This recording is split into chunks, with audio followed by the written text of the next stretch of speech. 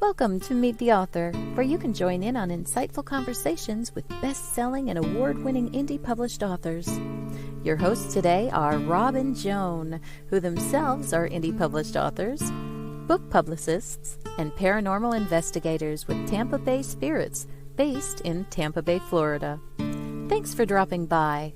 And now, on with the show. Hi, I'm Rob. And I'm Joan. We're really glad that you decided to join us today, whether you're watching this pre-recorded, I can't say that often enough tonight, it is pre-recorded live show, or if you are listening to us on a podcast, an audio podcast. We're really glad that you're in the audience. Yes, we are. I want to remind everybody about Thursday nights on WDJYFM.com. It's actually a FM radio station in Atlanta, 9 o'clock p.m. Eastern Time, 99.1 FM. You can listen on the old-timey FM radio there. I guess it's not so old-timey. It's still there. But you can listen to our episodes there. Also on Saturdays at 5:30 p.m. Eastern Time, episode Rewind, where you can watch right where you're watching right now, all of our old episodes. And then on Wednesday nights at 7 o'clock, always we're live. We'll either have a pre-recorded or a live show. Right. So and that's our main even time. though this is pre-recorded, go ahead. If you want to make comments on our YouTube, we'll try and get back to you. If it's something you want to ask the author, we'll make sure that he gets the message. Right. And we'll have his links to We'll have reach his him links here and during this information. show later on. So without much further ado, why don't we bring in our guest for tonight, Mr. Timothy Gager. Hi, Tim. Hi, how are you doing? Hi, Rob. Hi, Joan. I'm doing great. How are you guys? We're really good. Good. We're here in Tampa and we're hot. It is hot. I just looked at the hot. temperature gauge out there. It's 98 right now. No, I've only got it in the 60s in Massachusetts here. We haven't hit our heat wave yet. So Yeah, we've been heat waving it for the last 4 or 5 weeks. It's like an early summer for us. I see that you hosted a successful Dyer literary series in Cambridge, Mass. for 18 years, 2001 to 2018. That is actually 17 years. I can add and subtract. I'm actually from Boston. I was raised in Boston. I was born and raised in Boston, Massachusetts. Oh, what section of Boston, Joe? Well, when I was 3, my parents moved to the suburbs. They moved to Holbrook, which is in between Quincy and Brockton. And were you born and raised in Boston or no? I was born and raised in Long Island, New York. And I went away to college in Delaware. And while I was away at college, my parents moved, but I was able to relocate. And I was able to, they moved to Massachusetts. And that's kind of where I spent my summers while in college, and then I ended up settling here. Where did you broadcast your show from? So the Dyer series was in Cambridge from the Out of the Blue Gallery, and then we temporarily moved to the Middle East, and then the Arts Armory in Somerville, and before it retired, and now it lives again as a Zoom series that meets every other week. Every other week at what night of the week can people? It's called Virtual Thursdays, Dyer Literary Series. So we meet on Thursdays, but sometimes Fridays. Sometimes Fridays. So depending on the author. So like if I really, really want to interview and have an author and they're only available on Fridays, I have a very special episode, just like the old TV shows. Yes, cool. A very special episode. Very special Friday. So, okay. I also see that you've had over 1,000 works of fiction and poetry published. That's a lot. Yeah, and that number has slowed down a bit. I mean, part of my journey as a writer was to get a lot of work published and get name recognition from that. And, as indie writers know, very often it's a numbers game. And sometimes editors, when they're unsure, they'll just go with the guy that has better credits. It's just, it's just the nature of the game. So, my numbers went from like being published like one every like 200 submissions to one every 10 or 15. And now I pretty much will publish online or in print upon request. Like I don't do a whole lot of sending out to markets or not. Well, that's interesting. What made you decide to go that route? The route of multi-publishing or the route of not submitting currently? Not submitting currently and not sending out, just doing it on request. Well, I feel that I've developed some name recognition when I put out a book. The books sell right off the bat. It's a small but very loyal following, which I have. And I'm very, very grateful to the folks that read me and look forward to, my next book. And, it's interesting because early in a writer's career, your first book comes out and all your friends and family will, it's a best-selling book for all your friends and family. They'll all buy it. And then after that, it's kind of like, you've done 3 or 4 books and, in my case, 18 books. It's kind of like, yeah, you again. Okay. So so now it's down to the readers versus people that are doing you a favor by buying it, if that makes sense. Yeah. Yeah, that makes sense. I wonder, I noticed that you also write poetry. Why did you decide to start writing poetry? I mean, was there poetry in you that had to come out or,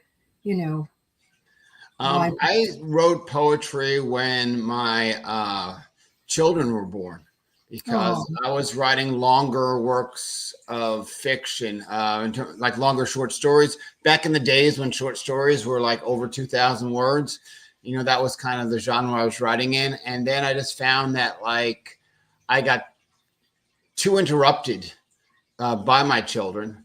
Not because they're being difficult children. It's just like, being a dad, you got to get up, you got to do things, you got to cook lunch, you got to, drive them places. So I could always start a poem and be able to get back to it much more easily than starting a short story and getting back to it because, my inner editor, by the time I got back to my story, would automatically cancel the story. Yeah. I hear that. I do too. We have 6 children, 6 children-in-law, 14 grandchildren, and 1 great-granddaughter. So we certainly understand being interrupted. That is certainly a lot. It is a lot. Have you considered writing haikus then? That might be the way to go. Yeah, I don't think people appreciate how much blood, sweat, and tears goes into writing a novel that's, 70,000, 80,000 words. Publishers don't want to see more than 80,000 anymore anyway. So that's correct. Unless you already have a name and then you can send them pretty much anything that you want. But, it's almost the whole indie publishing along with boutique publishing. They would publish longer work, but the cost of that many pages that it's really discouraging for people that are putting something out on their own, and even for publishers like a small press publishers, the cost of putting out a lot of pages and the cost of mailings because the weight is greater. It's really actually makes a huge difference. Oh, It does. it does. It No does doubt about it. indeed. There is no doubt about it at all. That's why Amazon's up in their prices for sure. Mhm. Yeah. No Yeah. doubt about that. It's a tough market nowadays too, because, we've often said back when we started writing and selling on Amazon, there were 1 million books on Amazon, and now there's like 32 million. So it's a really hard market too to get it out there. So And also with Amazon started out just as a bookstore, and then now it sells everything. Like, if you've got toenail fungus, you can go to Amazon and get the medication. But should I get a book? Or you can also order from Trader Joe's, right? yeah, like, should I buy a book or Tofungon? I don't know. But what I find though is I've seen a big comeback from indie bookstores recently. And I just find that wonderful, as indie bookstores have sort of become a place to hang out and get a book and, have a cup of coffee, or, some of them have wine bars and events, and, it's good for them. Like the obituary for indie bookstores were, they were already written like 10 years ago, and now there's a nice revival. And I think, I blame, I credit actually the world opening up again after COVID. People are looking for these places. Yeah. To hang out with live people and interact. Exactly. Right. And it's not like, that like 2020 seems long gone and long far away, but I think it definitely subconsciously affected people's psyches in terms of making those connections. Oh, it did. Terrific impact. It did. And I think it really hurt children. Yeah. It really hurt children a lot. And their relationships. Yes. And just their school, like if you were in middle school during 2020, 2021, those children are having a really difficult adjustment time going back to classes. And there's a lot of stuff that people ignore, or that people would be like, just get over it. Like the anxiety level of kids re-entering society is something that, we shouldn't discredit or disregard. As adults, we can adjust a little more easily, but there's a lot of pressure on kids just to, be in groups and be in society, and, where do they fit in amongst their peers? Where do they fit in amongst adults? Where do they fit in the world? And, they got this 2-year timeout that, just had really bad implications. Right, when they're trying to figure out who the heck they are and what the heck's going on, I know that, like I said, we have 14 grandchildren, and most of them are adults, or, late teenagers, almost adults. But we have 2 younger ones who are now 12 and 11 and 9. But when COVID struck, their parents would take them out to playgrounds, to play on swings and stuff like that. And they let them play on the monkey bars and whatever that little roundy thing is that you run and jump on and it twirls around. And there were these 2 other little children here. And I remember our daughter told us about this afterwards, and it just broke my heart that this other couple brought their 2 children, and they didn't let them play on anything that other children had been on. So they asked, our grandkids were swinging on the swings, and the little boy asked our grandson, "Is that fun?" And he said, "Yeah, it's a lot of fun." And the little boy was only 4. And he said, "I've never been on a swing." Wow. And I was just like, holy moly, that breaks my heart to think that, And also, we as adults even had the fear of, the beginning of it all, just wiping down our groceries and like jumping into the shower after you were out in the world. And that for children must have been terrifying. To watch that From their happening. perspective, Yeah, I agree. Yeah. So it did. It kind of changed the world. We're really old, and I can remember in 1976, we went to San Francisco, and you were talking about now bookstores are coming back that have little coffee shops and stuff. Well, back then they were everywhere, right? Oh, yeah. And so we found this really neat little bookstore with a coffee shop. And I can remember we'd go in there every day and sit down and have a cup of coffee and look through the books and see what they had and sit and read. And you'd talk to people. And of course, in San Francisco, you met a lot of interesting people, a lot of artistic people. And it was really fun. So I'm glad to hear you said that that's coming back. I haven't noticed that in the Tampa area. Well, we're going to one tomorrow. Yeah, I mean, one, but I don't think it has a coffee shop. It's next. We're doing a book signing at a small independent bookstore called the Gilded Page. Yeah. Yeah, and it's really important too to get out there and do your signings too. People do want to meet you, and people will buy books if they're meeting you. Versus if you're doing a reading, you may not sell that many books because people are looking. For some reason, there was a shift that people will sit down and I want to be entertained and read to at an event and not necessarily feel obligated to buy the book, because of course they're not obligated to buy the book.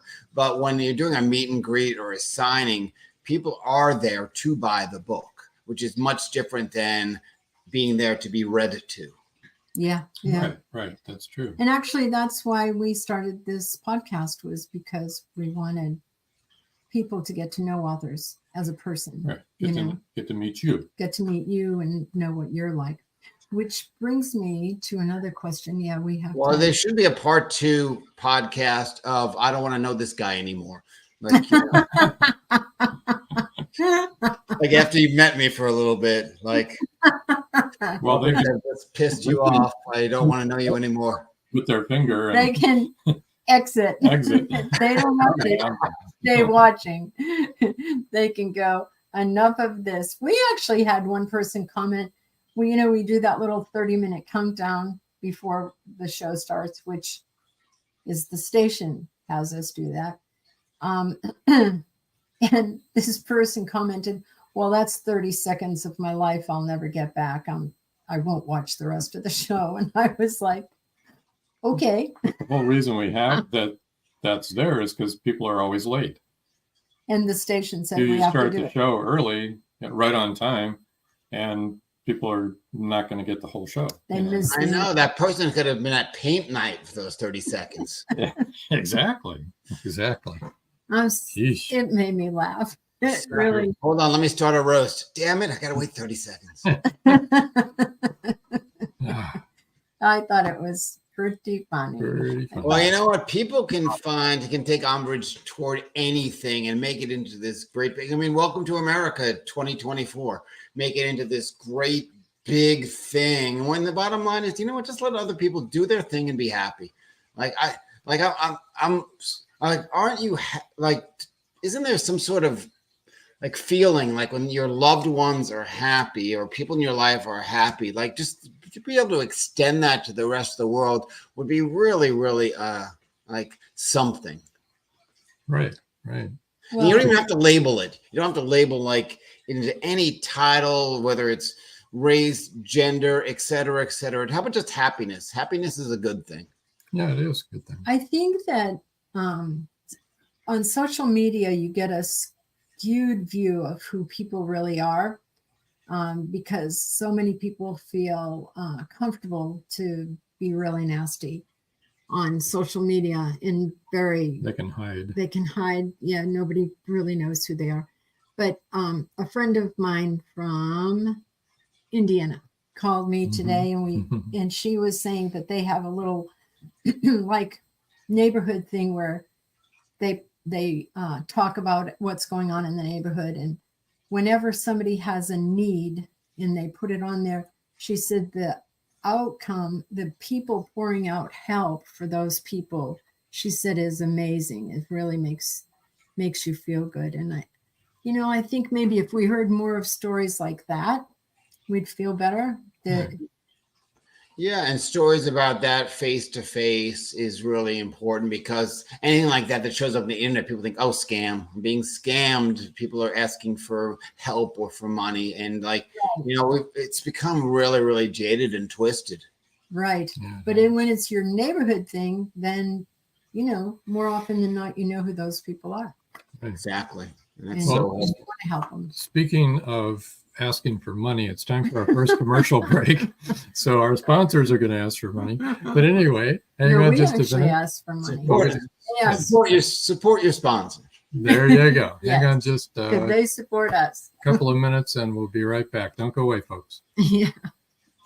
It's every parent's worst nightmare. Police officer Madison Jackson awakes to discover her baby kidnapped from her crib. Was it revenge for someone she arrested or something far more sinister? Madison's estranged husband is incarcerated in Supermax.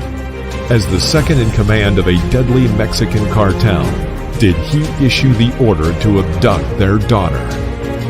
Bye, Baby, Bye, from author Kelly Marshall. Get your copy today.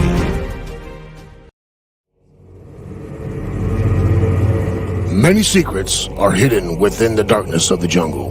Now comes part 4 in the Jaguar series by retired Hollywood scriptwriter George Dismukes. In this saga, Brandon, Andrea, and Naja, the Black Jaguar, go deep into the Mato Grosso jungle on a mission to rescue 2 kidnapped children. During their journey, they encounter many dangers, including Yanomami Indians, bent on revenge for the murder of one of their warriors. Return of the Jaguar is book 4 in the Jaguar series, starting with 2 faces of the Jaguar, the Lost City, and the Jaguar's Quest. All 4 are available on Amazon, Barnes & Noble, and other bookseller websites worldwide. Return of the Jaguar is a must-read.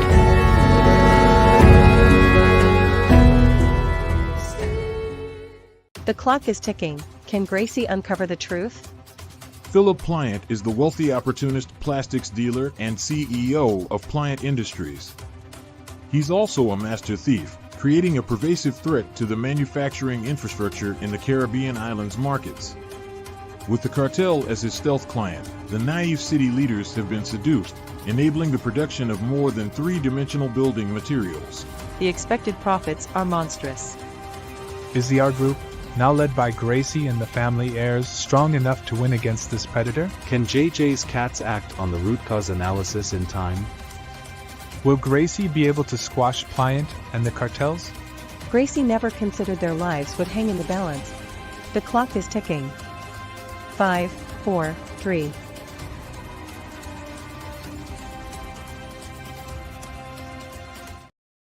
And we're back. We are. Wow. Maybe. I think Gracie ordered the baby being kidnapped because it's a whole cartel connection going on And they're probably hiding them in the Amazon jungle with the Jaguar. with the Jaguar. Exactly. Nausea. I am like poking a little humor at it, but those are great trailers. Aren't they? They're all great books too. As a matter of fact, the Nausea book was the 4th in the series, and I know he didn't want to write a 4th, but one of our daughters is one of his most avid readers, and she kept bugging him saying, I want to see Nausea again. I miss that great big black house cat.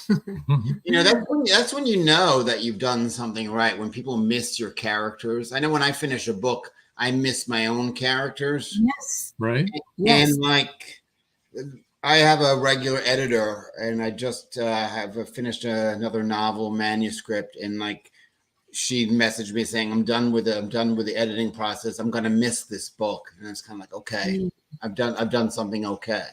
Yeah, there you go. That's great. That is good. Yeah. Speaking of your books. Yes.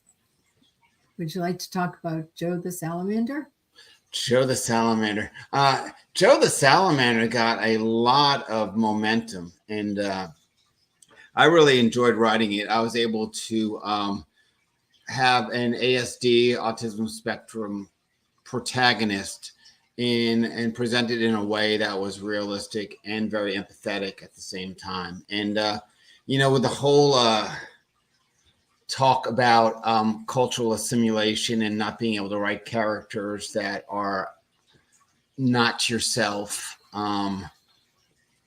First of all, I made sure that the manuscript got in the hands of a parent or several parents of people that are on the spectrum. And I also sent the manuscript to people on the spectrum. And I said, look, I know there's some humor in this book. There's also some other things within this book that present, maybe a negative characteristic. Let me know if this works. Let me know if I'm in the right direction. Anything that doesn't work, let me know. And, they all said that I represented it very, very well, very respectfully, and in a very, Joe, the main character, is the hero of the story. But he's not an amazing hero. He's not like magical. He doesn't have magical powers, but he has, he is able to meet life on life's turn, exist, overcoming some challenges. And, it's, I'm very, very, personally, I'm very proud of that book. Do you do your own covers? I usually draw a little picture and they produce them. This one, the only thing I suggested is puzzle pieces. The whole Superman shadow that's on that book cover. That the book editor, the cover artist, did that, and I find that to be really, really interesting because Joe, the main character, has a little Superman obsession that started when he was a child. Yeah, well, we have 3 grandchildren who are autistic, so we're well aware. And it has nothing to do with I remember as a kid myself, I used to pin towels around my shirt so that I would have my own cape. Superman was a big deal when I was a kid. And, it's, and Joe believes and then disbelieves after various things happen in his life of the power of Superman. Oh, that sounds great. I like that. Sounds interesting. And I like autistic people. They're usually very bright and sweet. And sweet. And it's not easy. There's if you imagine being bombarded by stimuli throughout your life that present in such ways that are interrupting various. One of our grandsons, his dad and mom and one of his brothers had gone to Colorado, and he's opted to stay home. He's 21, so it's not like he was a kid. This was last year, and a hurricane struck, and we were in Tennessee. We were in Tennessee. Yeah, we were doing an investigation in Tennessee, and the news started to me. There's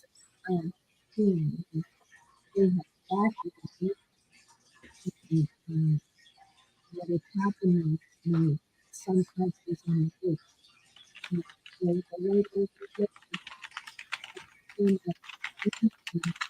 called his dad to let him know what was happening. He was on a dining room table. Our grandson was on a dining room table floating. And that's how high the water had gotten, and he didn't know what to do. But so he couldn't get on a plane, so that's why he didn't go, because he would rather have stayed home. And they face challenges like that, and then really being unable to gauge, okay, I should probably get some help sooner than when the dining room table is floating, the water so deep in the house, right? Yeah. And anyone with attention deficit disorder, can understand this. And if you multiply your attention deficit disorder by about 10 to 15 times, that's kind of what it's like to be invaded by stimuli. Constantly. Yes. So it's not easy, and but I think there's a lot more understanding on it. I remember 25 years ago reading Temple Grandin's book and just being okay, now I understand why it was always viewed as behaviors, people are having behaviors, when in fact no, they're just trying to find comfort. The more we talk about it, the more in the light it is, the more understanding there will be too. So I also, when I was writing Joe the Salamander, people that have read it also have been this is going to shed some light toward people that don't really necessarily understand it. Mm-hmm. That's always a good thing. Oh, yeah. Yeah, that's a really good thing. The more knowledge you can get out there and understanding, the better. Let's go on to this book, The Best of Timothy Gager.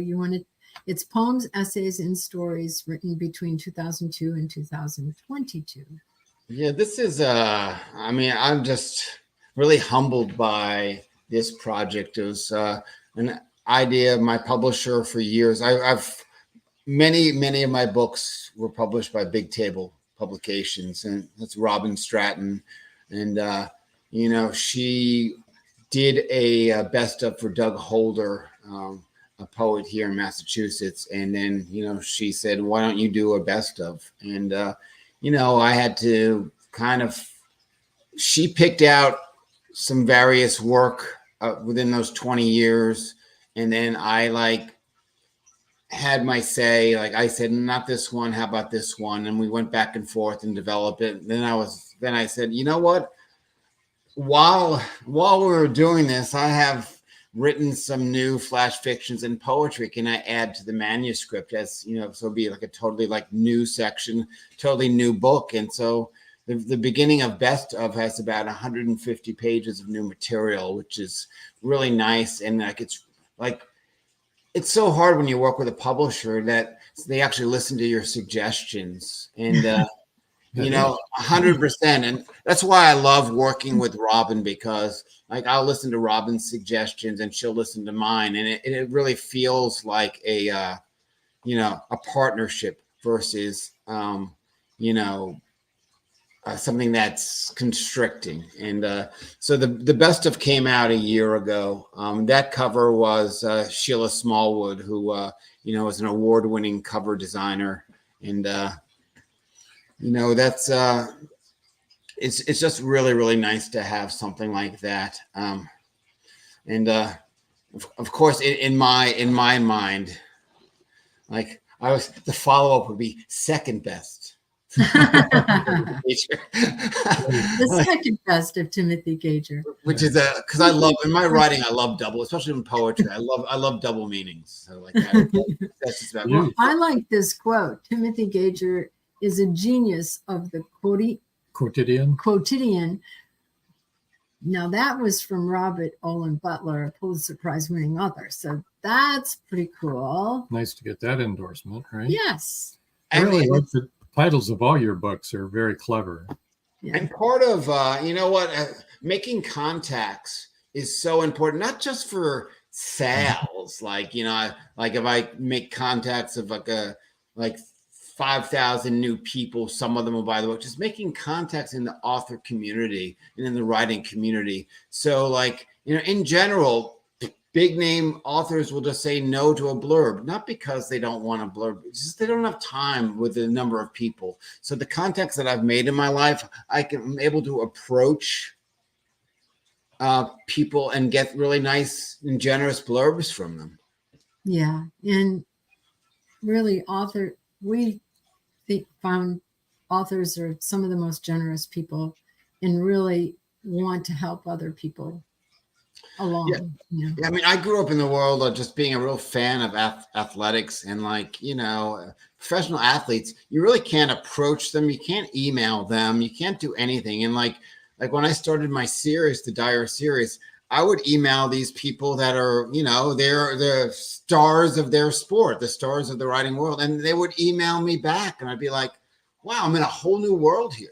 Yeah, exactly. You are exactly right. And they want to help you. They want to help you succeed.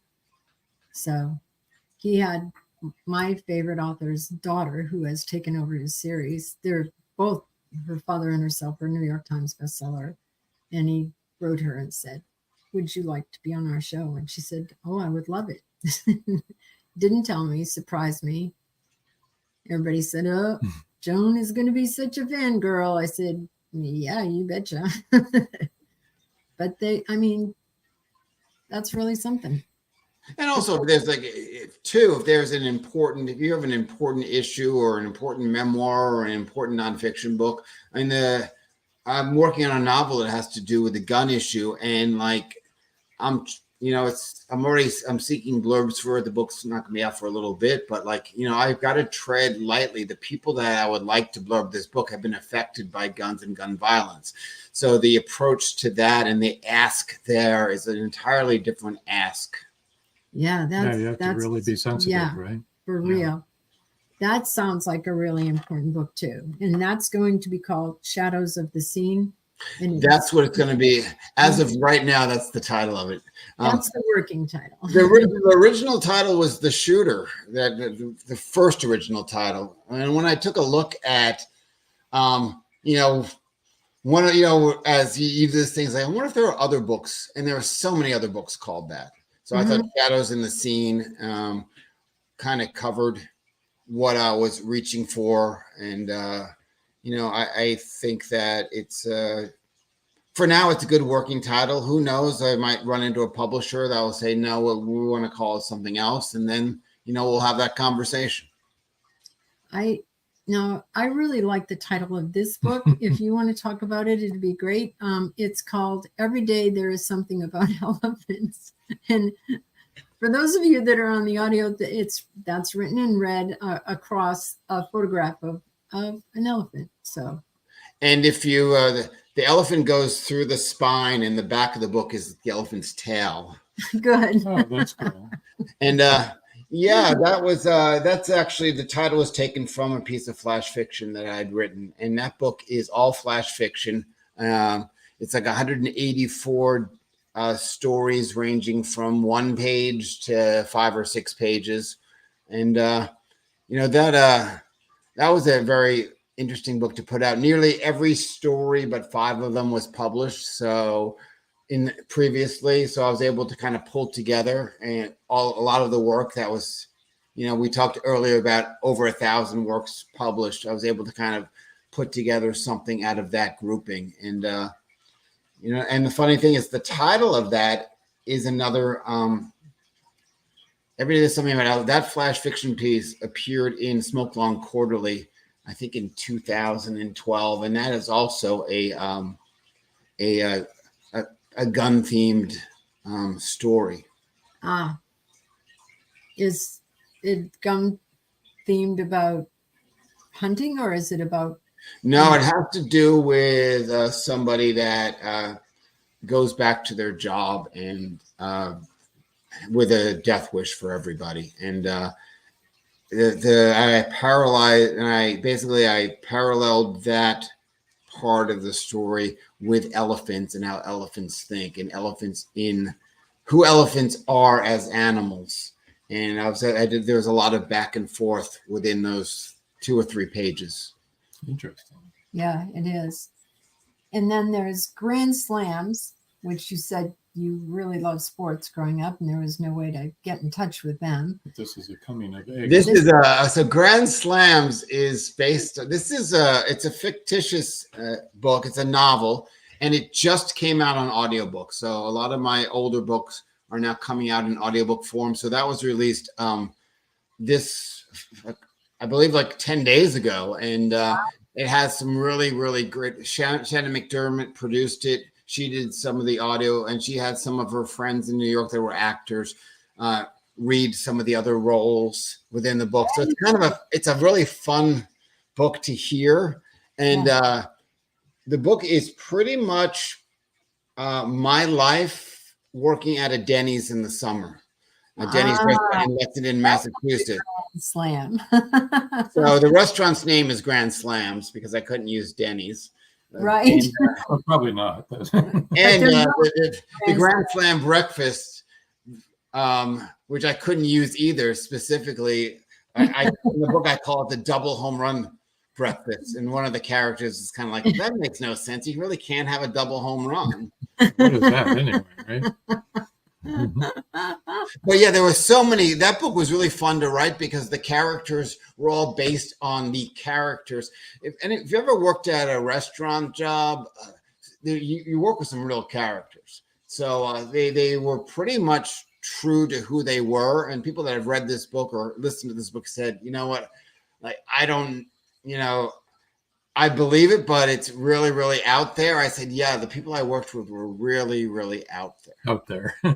I've never worked in food service. No, but, I haven't either. I've eaten in restaurants. Yeah, I've eaten in a lot of restaurants. Yeah, but they're really hardworking people. Oh, yeah. Oh, all the people that have ever rated on us. We know that really for sure. Yeah. Earned their money for sure. Time to do another. It is time to take another break. And when we come back, we'll finish up. Got a couple more books to talk about. So. And let you know how to get in touch. Right. Awesome. Great. Go away, Timothy. folks. An unforgettable mystery thriller that will transport you back to 17th century England. Introducing Dream of Courage, facing fear head on, your passport to 17th century mystery, mayhem, and murder. Follow Robert and John Rushworth through Leeds' bustling Briggate district, where danger lurks in the shadows, embodied by the thief-taker Jacob Wilding. You will laugh, you will cry, and be in awe of the twists and turns. Its meticulous attention to character development, emotional nuance, and the unfolding of the story's layers promise a compelling and emotionally charged journey. The U.S. National Times said, modern writers usually don't know what it was like to live in the past, but Rushworth Brown does this with great skill. Uncover the secrets of Smythe, the enigmatic tavern keeper who sends Robert to the Haven, to the pirate Captain Girlington. Will he outweed danger in the nick of time? It's 1919, and Eric Laska returns from the war in Europe. Two new enemies await him in the small, coal-mining town he calls home. One is a threat to his relationship with Rebecca, the love of his life. The other, a bloodthirsty beast, is stalking the mining town residents. The townspeople suspect Eric of one of the killings. An old man and Rebecca's 11-year-old sister have seen the beast, but only Eric believes their story. To protect the town and clear his name, he's forced to prove the werewolf exists. Available on Amazon. The Horror Within by Marjorie Swift Doring. Paradise, my prison. Charlie Flint awakens from a deep sleep and finds himself alone on a tropical beach surrounded by a palm tree jungle and exotic animals. He cannot remember who he is or anything about his life.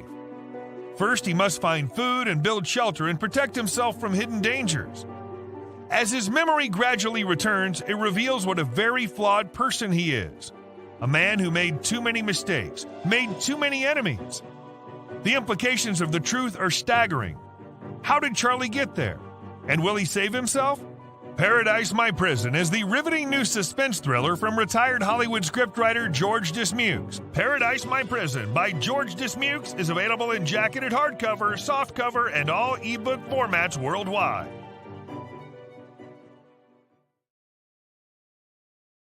And we're back. Indeed. All right. I want to make trailers like that. I mean, I already have one queued up in my head. At night, he is a vampire. During the day, a dinosaur. Tune in, blood-sucking dinosaur every Monday, Wednesday, and Friday. Hey, I want to read that one. You should write that book and then do the trailer. Maybe it is one of. Is that one of your books already? Dinopire. That's funny. All right. If you want to get in touch with this person, you may not want to. With a mind like that, which I myself admire greatly, you can reach him at timothygager.com, and that's TIMOTHYGAGER. And so you can find all of his social media. Do you have anything else on there besides social media? Do you have a blog or newsletter? My email address is there. That connects on that page. Also, under news in the tab, that will connect you to my blog. But that's also Timothy Gager Blogspot. And my name Gager is fairly uncommon. So if you really just want to find me and look me up, chances are you're going to find me. Yeah, you don't have a newsletter. You know what? I was recommended that I have a newsletter, but I just don't want to collect email addresses, and it's fine for other people that do, because you can always opt out if you don't want to be on it, and that's great. But you know, I just kind of do the Twitter, Instagram, Facebook, LinkedIn, all of the above, YouTube. I don't do TikTok. I don't quite understand it. I mean, if I could dance to sell books, I would, but I don't know. We don't do TikTok either. We do everything else, but it's like, I guess Twitch is becoming Twitch. I think we're going to have to do Twitch. We're going to have to do Twitch. If you want to, Twitch is pretty big. And if you want to reach young people, they're all on Twitch. So, yeah. We've got to do that. We just haven't done that yet. We'll get there. Okay. Here's another one. The Shutting Door Poems by Timothy Gager. So how did you pick that title for your poems? This is I'm in recovery, and the shutting door is a line from my recovery group. You know, we'll no longer, you know, shut the door on our past. So there's a lot of poetry in there that has to do with early recovery, and some of it was written before my recovery. So it's a pretty strong book. Yeah, I would imagine. That's not easy. Yeah, I mean, it's funny how the work has changed, but I guess if you write for a long enough time, your work's going to naturally change. But like, you know, the last full-length poetry book I had was 2020 poems, and every poem was written in 2020, and it came out in 2021. So that's, you know, there's a pandemic theme to it. And then there was, you know, more political poetry in the book Chief J. Strong Bow is Real. And, you know, that had to do with what was going on around the 2016 election. And, you know, you write what, you know, I'm almost done with writing what I know. So I'm writing with what's going on. Yeah. There you go.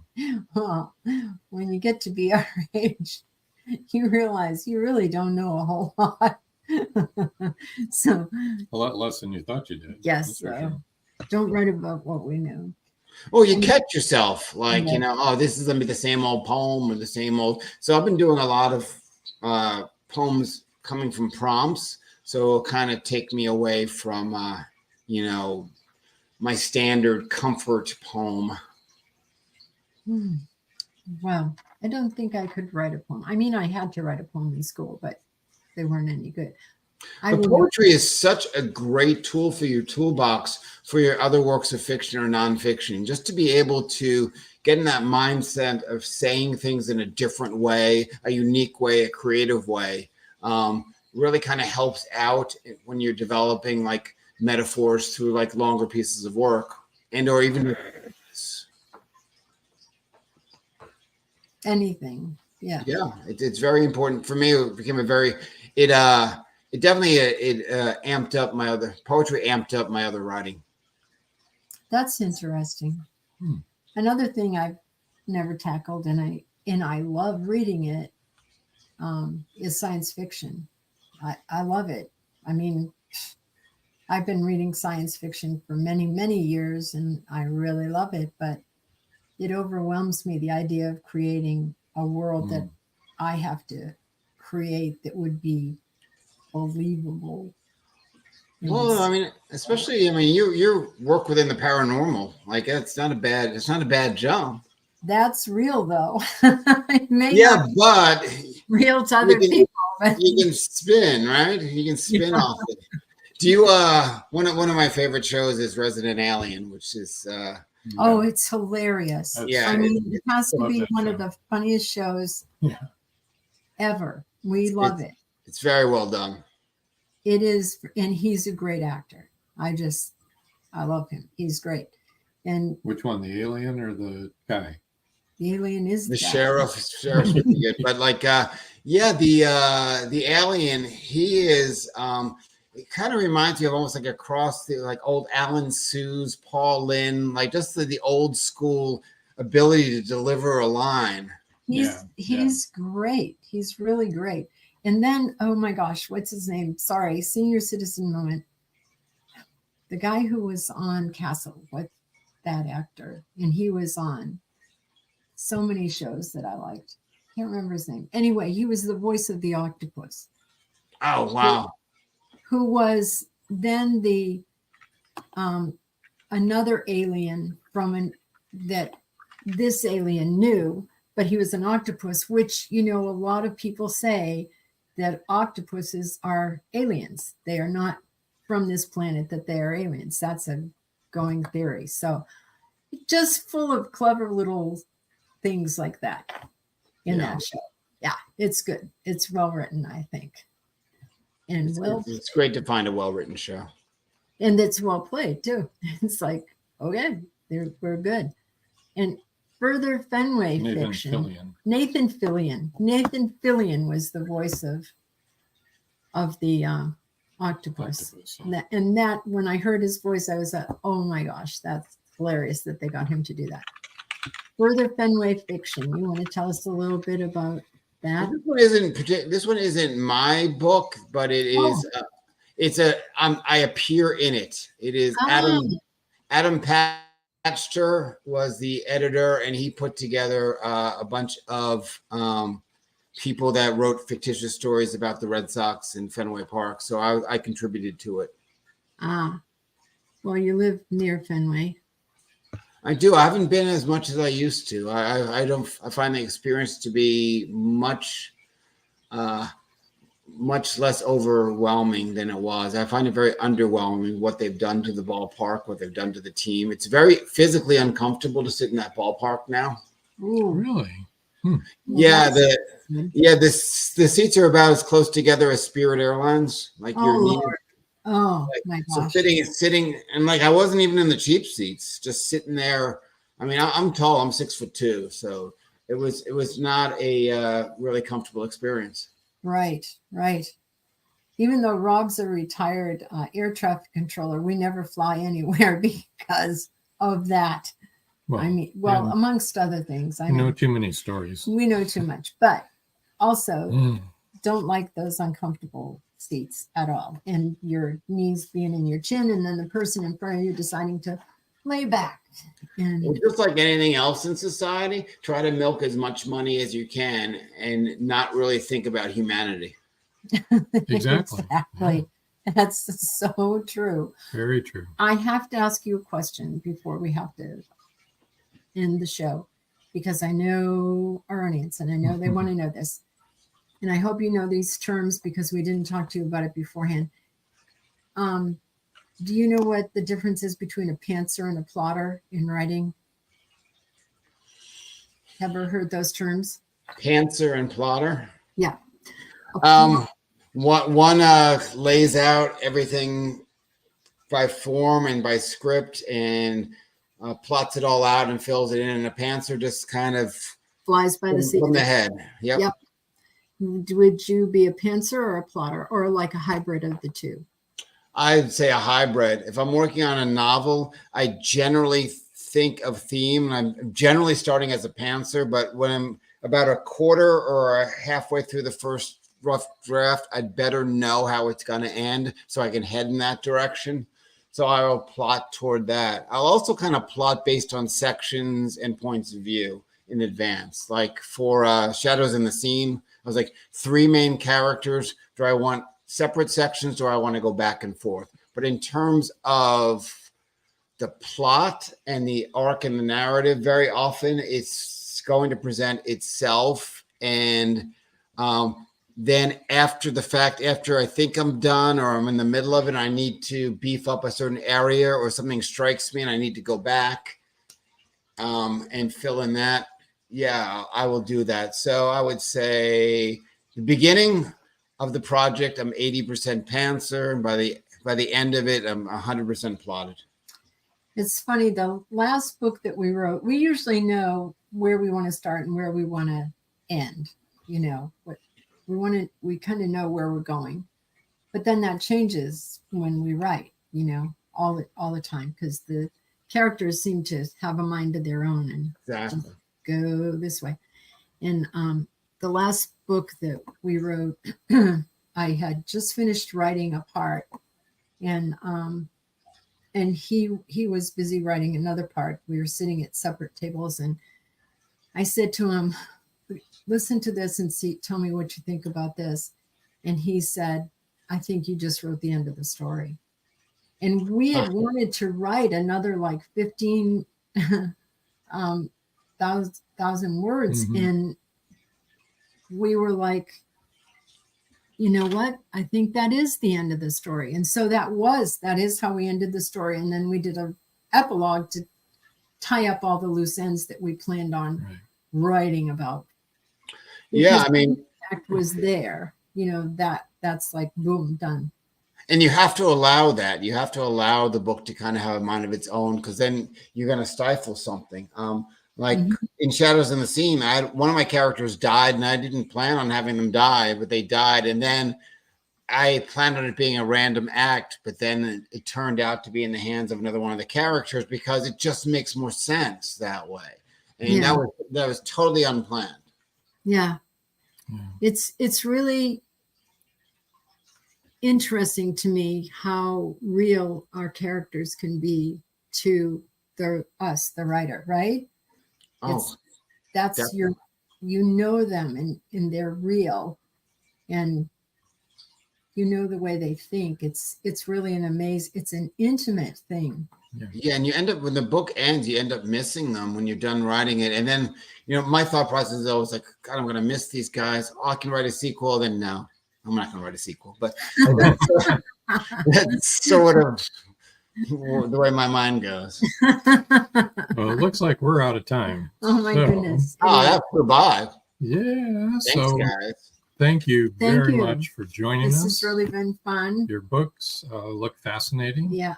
And go to his website, check it all everyone out. to check them out for sure. Buy some of his books.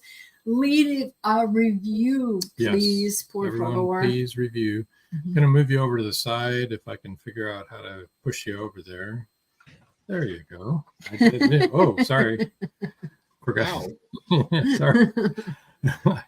Anyway, I want to remind everybody, Thursday nights, WDJYFM.com. Go there to listen to our show, Thursday night, 9 o'clock Eastern time. Or you can tune it up on the radio dial, 99.1 FM Atlanta. Saturday nights at 5:30 p.m. Eastern time, right here where you're watching right now. You can watch episode rewinds. And next Wednesday at 7 o'clock p.m. Eastern time, Meet the Author podcast is the main. And I meant to keep repeating this during the show, but the conversation was so interesting to me that I forgot. This is a pre-recorded show. So if you've been commenting, I did only mention it once. If the banner you've along been the bottom, maybe commenting, they don't read that. Oh, that's they true. Seldom read that. If you've been commenting and Timothy hasn't responded or we haven't responded, it's because this is a pre-recorded show. And come back next week because we really do care. Yes. Go up at my house. But you can definitely leave comments on the YouTube, and we'll make sure that Timothy gets them. You betcha. Okay, so I guess until next time. That's all, folks. See ya.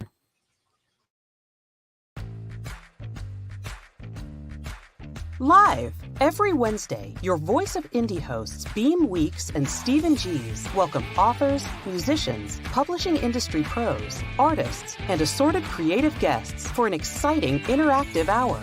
Call in during the show or post questions and comments on Twitter for responses in real time. Meet your favorite indie creators, learn inside tips, network, and promote your work. The link for each week's show is pinned on Twitter atop @VoiceOfIndie. And you can receive the link every Wednesday morning in your inbox by subscribing to our newsletter at freshinkgroup.com. Check out Voice of Indie every Wednesday on Blog Talk Radio and catch hundreds of episodes archived everywhere from our websites to our YouTube channel and Spotify. Thank you for joining us here on Meet the Author. Make sure you stay up to date with our show by clicking like, follow, and share. And you can find us on Spotify, iTunes, and more. See you next time on WLFE-DV.com.